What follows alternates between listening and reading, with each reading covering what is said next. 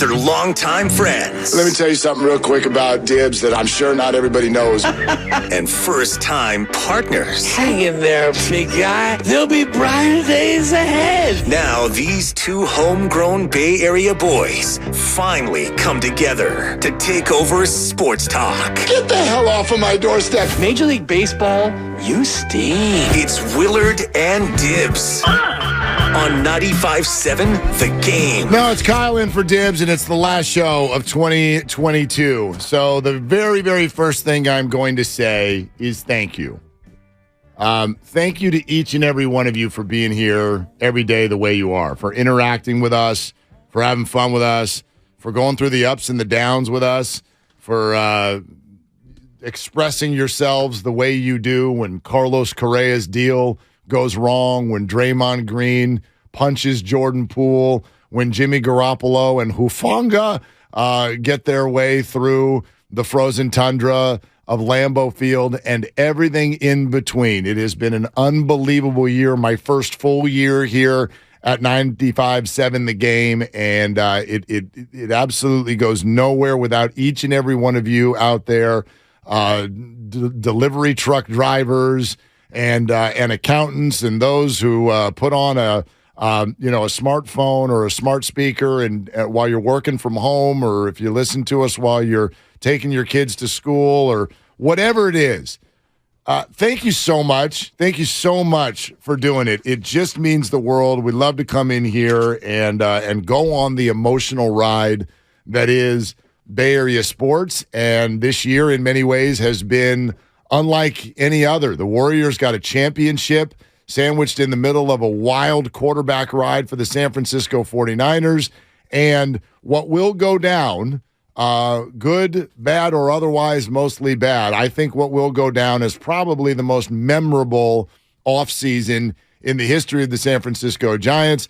I just fear that the offseason is going to be more memorable than the actual season, and that's kind of part of the problem. But anyway, through all of it, what a year it has been. And so thank you to all of you for listening, and good morning, Kyle, and thank you for all you do on this show every day as well. That sounded like a sign-off. Are we going home? Nope. Oh, okay. Yes, at some point, but not yet. Oh. Not yet. We got to talk to Tarantinoing. Yeah, We're doing the end at the beginning. That's right. Yeah, and I'll do it again at the end. But, the way we do the ends on these shows is changeovers. There's other people in here. They ruin everything, all of that stuff, right? So Guru's bringing donuts today, by the way. Oh, well. He said he promised he was going to bring donuts. So that would be the second donut dozen that's going to show up here. There's just people who are here now that won't be here when Guru pulls up, so I did a donut run for them. Just the second you say December 20, you don't even need to finish the sentence. Yeah. It could be 22nd, 3rd, 4th, 5th, whatever. The second you say December 20, right in that moment where I hear the 20, I gain 3 pounds. It does not matter what happens. Everybody suspends all of the rules. We're literally going to follow a box of donuts with another box of donuts. Well, what time is Guru supposed to be walking in? Who knows? TBD. Yeah. TBD. CBD? TBD? CBD. I don't know. I mean, depending. Who knows? Whatever you're into. Who knows? Exactly. Whatever you're I'm into. not going to judge. So, no, Joe Theismann at 10, Grant Paulson at 10:30 will get you ready for 49ers Commanders. There's plenty to say about the San Francisco Giants as well. We're heading into the Christmas Day game here, 95-7, the game between the Wounded Warriors and the Memphis Grizzlies. And again, at 11 o'clock this morning, the 12 days of Bay Sports Christmas, as performed by your hosts, Mark Willard and Kyle Madsen. We wrote the song ourselves. Do, re, mi, fa, sol, la, ti. Let's get ready. Dough. Dough. Exactly. Dough nut is probably what's going to be the big thing today. You need to do part of our song is Gabe Yapler, by the way. That's fine. I don't think anybody wants to hear that impression right now. I swear. Gabe Kapler, you want to talk about catching strays. He's got nothing. I've heard fire Kapler. He's more angry than anyone. He has as much to do with these signings as you and I do. Absolutely. I'm just sitting here watching. Like, he has absolutely nothing to do with it. But I wonder what everyone. So, a couple things on this. First of all, I don't want to ask the question, hey, does Conforto and Tyler Rogers' twin brother Taylor him joining the team, that's not going to make anybody feel better about what happened earlier this week. It might make the Giants better, though. It might make the Giants better. And so it appears we are going to head into the Christmas week. This faux press conference that everybody wants, where you're going to get a pound of flesh, and the Giants will just sit there with sheepish looks on their face going, sorry, we blew that. That press conference that you want, it's very, very clear you're not going to get it. Well, yeah. You're not going to get it. Well, like, they're not going to have a press conference to be like, we screwed up. They're going to have to talk at some point, and that's actually my fear. Do you understand that the introductory Michael Conforto press conference, you're going to get a bunch of questions about a very different player. That's going to be on Zoom with no executives. So there you have it. But that's the thing, is this what we were talking about yesterday? The first time they talk, Farhan Zaidi is going to have to be in public in front of reporters at some point. It might not be till February down in spring training. Yep. But at some point, he's going to talk to a reporter who's going to go, hey, there's an absence here. Carlos Correa. Right. What happened? What happened? So their hope, and maybe they're right, because I've watched fans do this 1,000 times. We all do this.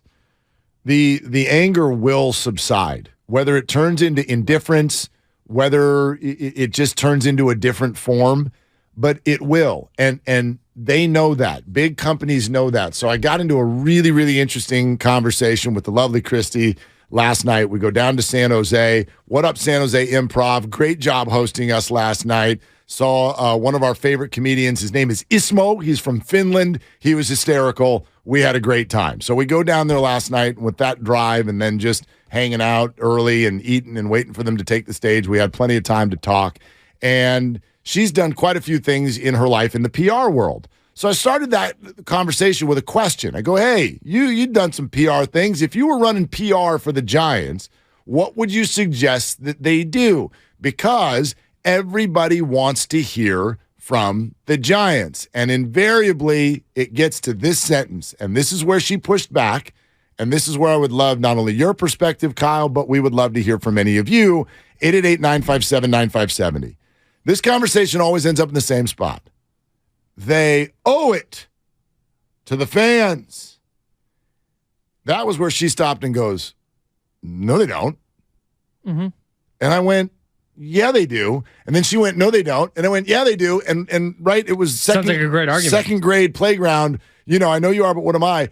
No, but we had this layered conversation where I think both of us are like, I get what you're saying, but here's why that doesn't work in a practical sense. Mm-hmm. Her point being, what if there's nothing the Giants can say that's going to make you feel any better, which is probable. Mm-hmm. So if that's the case, other than the fan getting their pound of flesh, why would they have this media availability that we all want? Mm-hmm. So that's one point. My point is, I get that in the business sense, in the business world, what does a business owe its customers? They didn't necessarily, like, other than people who bought season tickets on the idea that Carlos Correa was going to play, offer them a refund, and that's what they owe the customers. The business does not owe anything emotional to its customer. Mm-hmm. And then I went, except for in sports. Technically, you don't owe it. Does John Fisher owe anything to an A's fan? Technically, no, but sports are different because there's an emotional connection to the product. I don't go to Home Depot and have an emotional connection with a screwdriver. I don't do that. Speak for yourself, man. Hey, all my homies are screwdrivers. Do you? It's a great drink. But anyway, do you understand what I'm saying? Like, sure, the Giants don't technically owe you anything, but they do if they're going to do this right. Because if you're going to do it right, you're building an emotional connection with your audience, and that's where the Giants are missing right now. Yeah, and the fact that it was such a, we're going to spend like crazy. Aaron Judge and also maybe Carlos Correa, both. That's on the table. We're going to get them both. We're going to be the Dodgers. and the Mets, and we're going to spend with the top teams, and we're going to build a competitor with our wallets. And it was like, great.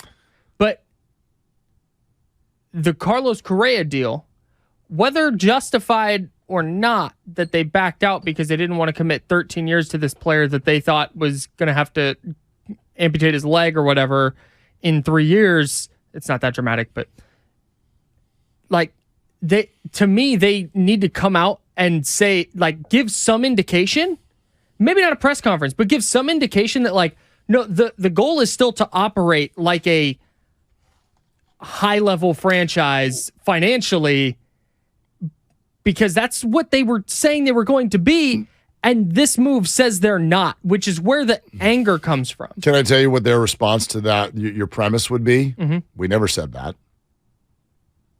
Okay. We never said that. What they said was, we have the ability, we have the room to go do that. Okay. But I do think then every fan that thinks they're a clown show is correct. Agreed. But they would push back on the idea that somewhere in ink, they said, for sure, we promise you that we're going to land a $300 million player. Okay, so that they didn't say that. Okay, sure. And that's where all of this comes down. Like, that's where all this comes down to, whether they said it or not. They are now showing their fans that they're going to operate like the A's. Well, like no, see, no. No. Let me hang on. Stop. But they're not. Let me finish. But they're not. They're not. Go ahead. How so? Because if I asked you right now, are the Giants trying to win? Theoretically, yeah. Are the A's? No. Okay, so so your argument dies on the vine. No, but the A's are different in this moment. We've seen the A's go for it before, but also the Rays. And all these teams that try and function in that money ball space. That's a better comp. So, okay. And again, the A's are a little bit, but in 2011 and 2012 and 2013, the A's were trying their asses off to win, but then trading Josh Donaldson right before he wins an MVP. Right. Like, you get, so it's that kind of, it's the A's, it's the Rays, and we've seen this type of team building that they're trying to do this. Like, okay, let's piece a Michael Conforto in there for a year. Let's see what we can get from Mitch Haniger for a couple years, and let's piece together a starting staff. And okay, Logan Webb's homegrown. He's great. He's going to be an ace and a Cy Young candidate. But like, we'll just kind of piece together some guys behind him, and let's see if that works. That's not going to win a World Series, which is where the expectation is. Like, winning 90 games and going to the playoffs and losing in the first round is not going to be like, oh, right, because the team's going to look different the next year. Right. Yeah, that's fair. That's where, again, I'm not trying to say they're the A's, but that style of team building, that's what it looks like they're doing. And that has not bred success at any point. I just think the more I watch this, because again, as I hear and everyone's saying this today, Mitch Haniger, Michael Conforto, Taylor Rogers, these are actually, I mean, they're good signings. Mm-hmm. They're good players, but they're all relatively short term. Rogers and Haniger got 3 years. Conforto essentially got 1+1. But what I think the Giants are missing, what happened earlier this week, was finally the Giants felt like they were ready to emotionally get into a relationship with their fans, rather than getting into a relationship with mathematically winning baseball games. Right? They've already proven they can do that. Even when they stink, they win 81 games.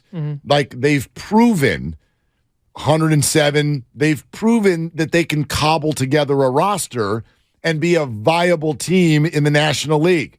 That's already a fact. What they've not proven is that they can look into the stands and go, we see you, we see your emotional love for us, we're going to return it, and we're going to connect. Let's connect on some sort of a human level, because that's actually what fans really want. Why, when Tim Lincecum and Matt Cain and Buster Posey retire, why are you weeping when they come back and wave to you from the mound? Because there is, in fact, in this market, in some ways, unlike any other, there is an emotional connection that happens between fans and the team.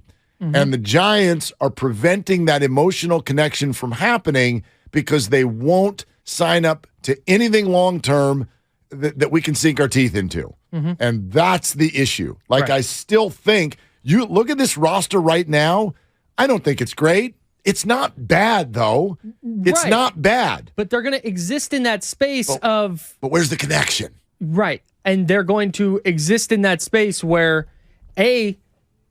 they're churning over a different roster every couple years, and maybe it's a good roster. But you say this team's not going to be bad. I totally agree. Said if their over-under is 81.5, give me the over. Like, I think they're better, and I think they're going to pitch the heck out of the ball, and they're going to win some games. But are they going to win playoff series?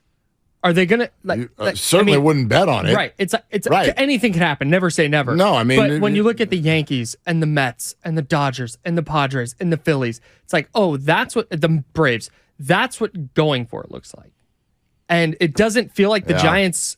They didn't do it this year, and so I mean, are they ever? If by the end of the year, Casey Schmidt is holding down third base and Kyle Harrison is absolutely mowing people down on the mound, and Luciano's on the doorstep of the opening day 2024 roster, do you feel any better?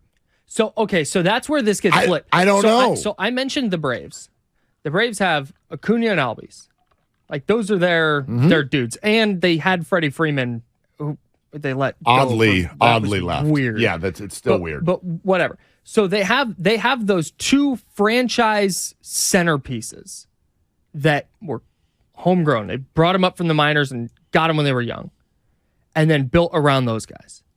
If that's what Casey Schmidt is going to be a perennial all-star at third base, and you're going to have Kyle Harrison as a perennial Cy Young contender at the head of your rotation with Logan Webb, and then, okay, great. You've built around that. And I think in that case, the Giants would then work and extend those guys. But it's been 4 years. We're going on year 5, and we've not seen any of that yet. No, and we talked about that this week. Like, the thing that's been fractured is the trust. That's what's been fractured. So all of these things, like Farhan and the Giants have never done anything that you look at and go, well, that is just the complete opposite of winning baseball. You're not going to nail every signing. Guys get hurt. You can give me a LaStella and a DeSclafani, but you can watch what they've done the last couple of years. And yes, I do believe they're trying to win. They're trying to play smart baseball. What they've been totally unable to do is just reach out into the fan's heart and grab it and acknowledge it. And maybe they thought that would come homegrown, and that group has not developed as quickly as possible. But I think that the Correa thing is not about his 288 average. It's not about that, and it's not about what he would have been able to do at age 39. Like, that $350 million, to me, was almost less about baseball and more about, okay, fans, let's all go do something together. Right. And then they yanked it out from under everybody's nose. And Conforto can hit 30 home runs, and I just don't think that's going to change that, because he'll opt out and go play somewhere else the next year. No doubt, but I also don't think I'm a fan of the A's, and they've got me. And my emotion toward that team is different in this moment, just because of everything going on with their relocation and stuff. But the Giants in this year are fans angry right now, and if there are people saying, like, I'm done, I don't think one offseason is going to drive people away the way it seems like it right now, because the Correa thing was bad, and the way it went down was really bad. But like Charlie said, if after 50 games they're sitting there at 30 and 20, 33 and 17, yeah. Right. No, but 30 and 20, and they're hanging in, and they're vying for a playoff spot, and then they win a divisional series, or I guess a wild card series now, and they win a wild card series. It's like, okay, like I don't think people are going to leave en masse the way it's being presented. Maybe not en masse, but like, go back to the 107 year. The team and the city were conveniently able to blame the attendance on the pandemic. And it was like, I think there are enough people that are ready to get out, you know what I mean, who could fill the building, and it wasn't. And everyone went, well, pandemic. And that's fair to a degree, but I'm also like, even when they were winning 107, they didn't. It was more like, wow, look at these people winning almost every game. But there was never that connection that Boach, No doubt. and Timmy and Mad Bum and Matt and right, these names that I can just throw out the first name and you're like, yeah, those are my guys, man. Sure. My kid's got a jersey, I got a poster, whatever. That's what this team continues in this moment to still totally miss. And I don't know what the fix to that was. Correa felt like that was the fix, and then it got pulled away. So that's the thing about Michael Conforto and Taylor Rogers and Mitch Haniger. If those are the supplemental pieces to Carlos Correa, then great. You're like, hell yes, Yep. great move. And instead, it's like The headliner. Cool, And man. it's the headliner, right? So you got to go to a smaller club because you can't fill the arena. Yeah, that's exactly right. All right, Joe Theismann is coming up in about 6 minutes. Grant Paulson in D.C. at 10:30. We sing at 11 because, damn it, it is the 12 days of Bay Sports, and we're sending you into the holiday. Absolutely correct. Also, your phone calls. Do the Giants owe it to their fans to speak? 888-957-9570. That's the number. Twitch, YouTube, good morning. Thank you for being here. And the Xfinity mobile text line is there at your disposal